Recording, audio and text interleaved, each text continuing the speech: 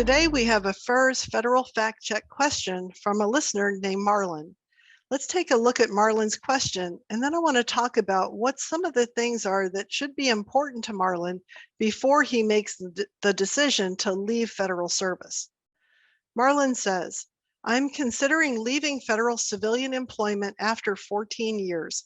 This includes 8.5 years of military service. I read that I can still draw the annuity and TSP at retirement age if I leave all of my money in place. I also read that I can continue to contribute to the TSP through my new job. What are some potential pitfalls or unknowns I could face should I take a higher paying private sector job, but I want to keep my federal retirement benefits? I'm 50 years old and I will complete the military buyback before I resign. Thank you. Well, thank you, Marlon, for this question, because I know this is on a lot of people's minds as we come through this pandemic and we start being called back to work, and we really start to think about what are our priorities in life, what's most important. So I do get a lot of questions from people who are thinking about leaving federal service before they've met what's called the immediate retirement eligibility. So in your case, let's review your situation. You told me you have a total of 14 years of service.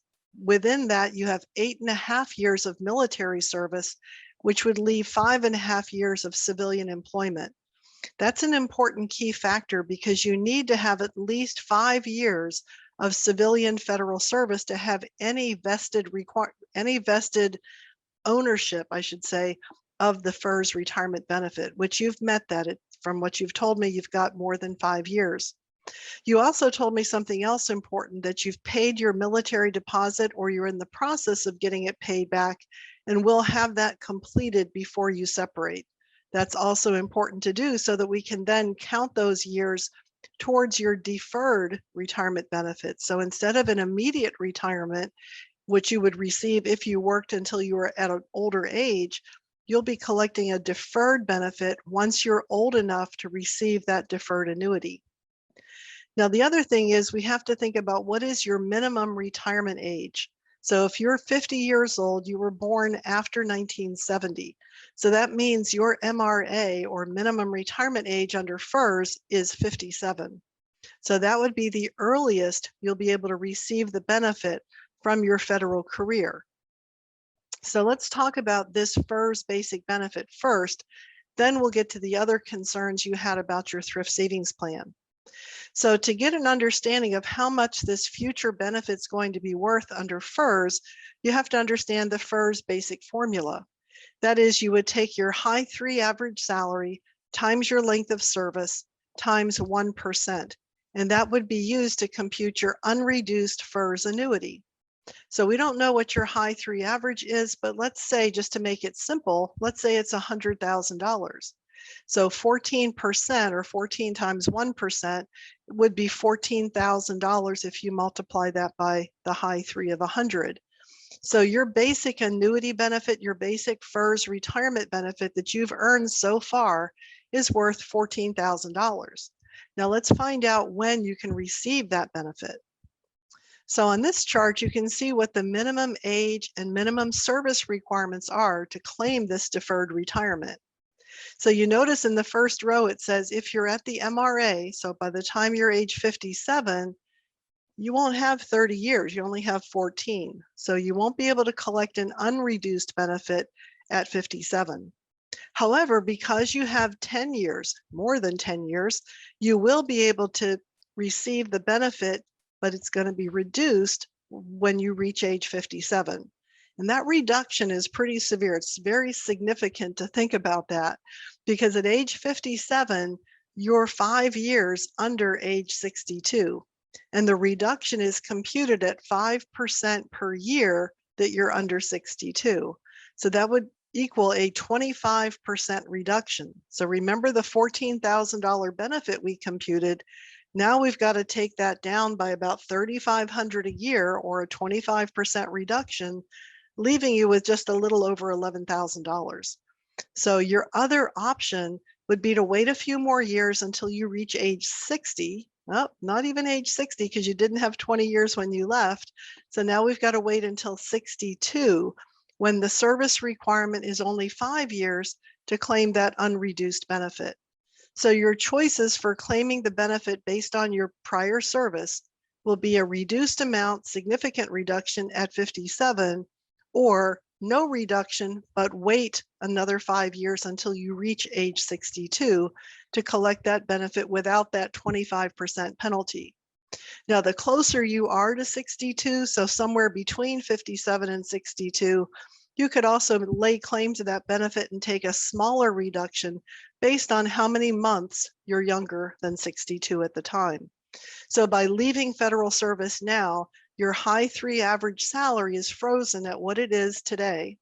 And then your length of service is also frozen at the amount of service you had as of the date you left.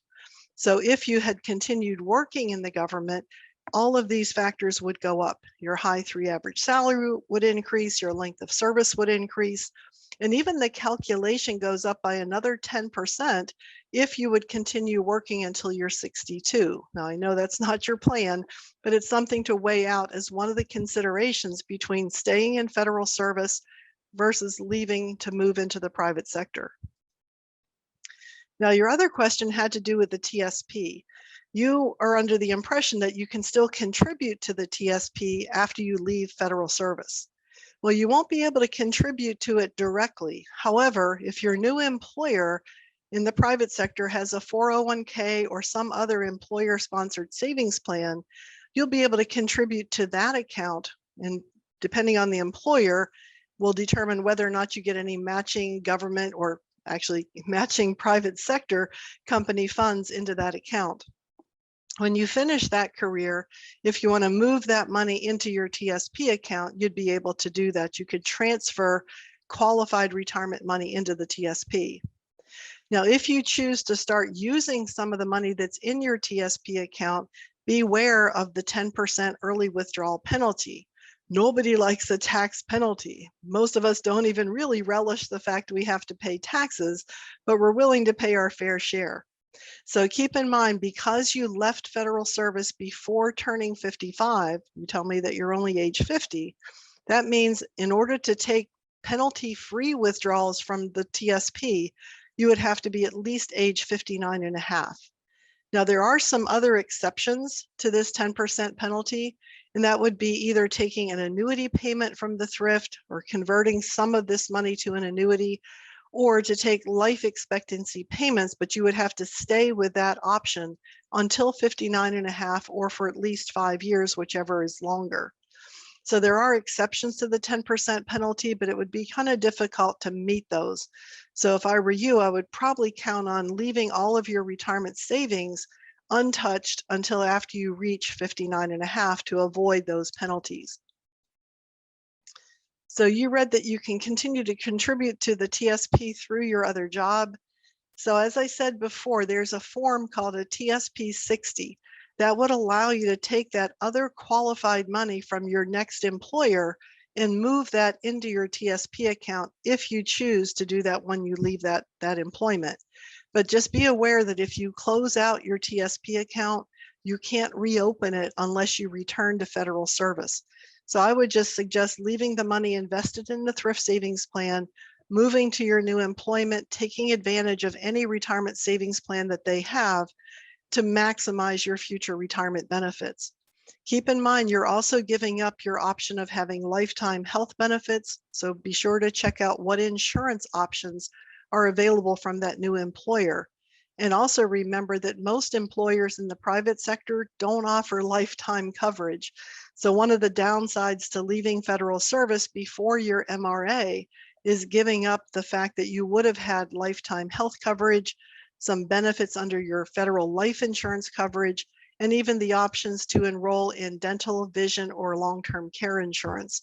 So think about those factors and those features of your federal career before making that move. And last but not least, most private sector employers will not be offering you a basic pension benefit, such as your FERS basic benefit.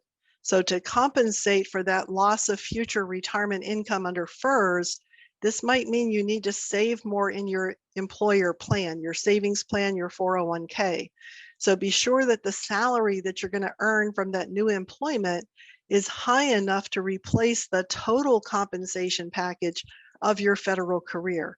Remember, there's a lot of value in your federal benefits that may or may not be available in the private sector. So my advice would be look before you leap. But thank you again for your question. And thanks to everyone for tuning into these FERS federal fact checks and for listening to our podcast that Mike and I do together. Until next time, this is Tammy Flanagan. Thanks again.